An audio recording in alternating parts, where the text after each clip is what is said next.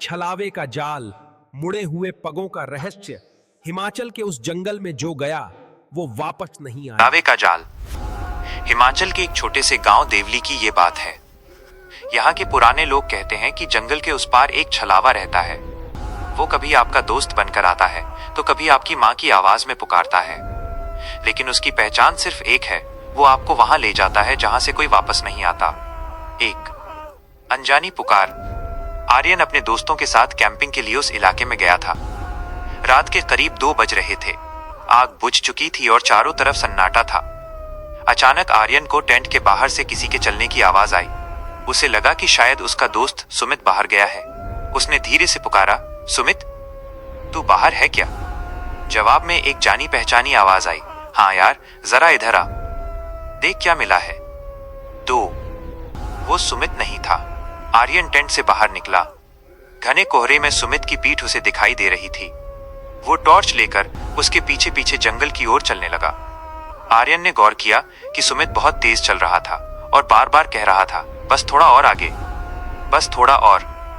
चलते चलते आर्यन को अचानक याद आया कि सुमित तो लंगड़ा कर चलता है, क्योंकि कल पहाड़ी चढ़ते वक्त उसके पैर में मोच आ गई थी।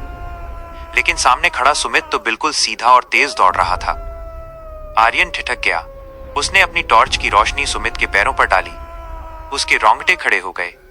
सामने वाले के पैर घुटनों से पीछे की ओर मुड़े हुए थे और वो जमीन से 2 इंच ऊपर तैर रहा था। 3 छलावे का असली रूप। आर्यन पीछे मुड़ने ही वाला था कि सुमित अचानक रुका।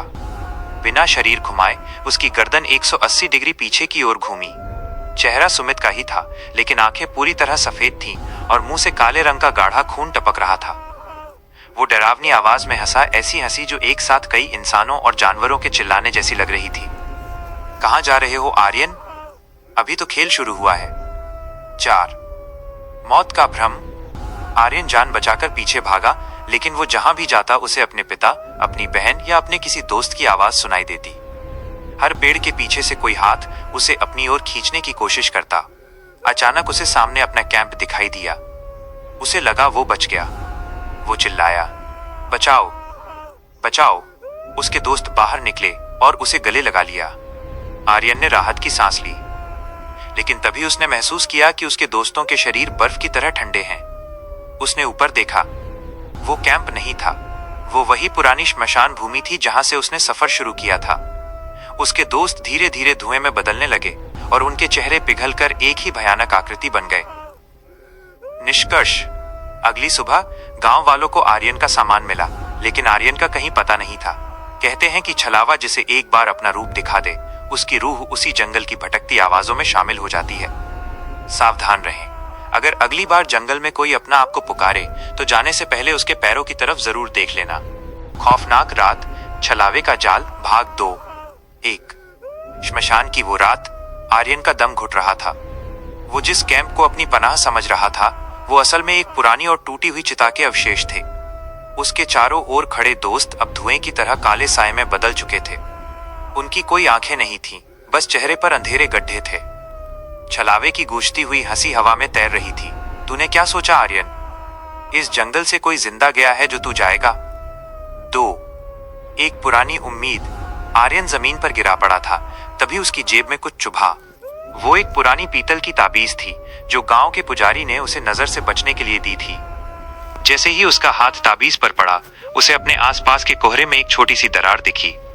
छलावा आर्यन की कमजोरी जानता था। अचानक श्मशान का दृश्य बदला और आर्यन ने खुद को अपने घर के ड्राइंग रूम में पाया। सामने उसकी माँ बैठी स्वेटर बुन रही थी। उन्होंने प्यार से कहा, बेटा, बहुत रात हो गई है, सो जा। ये सब बस एक बुरा सपना है।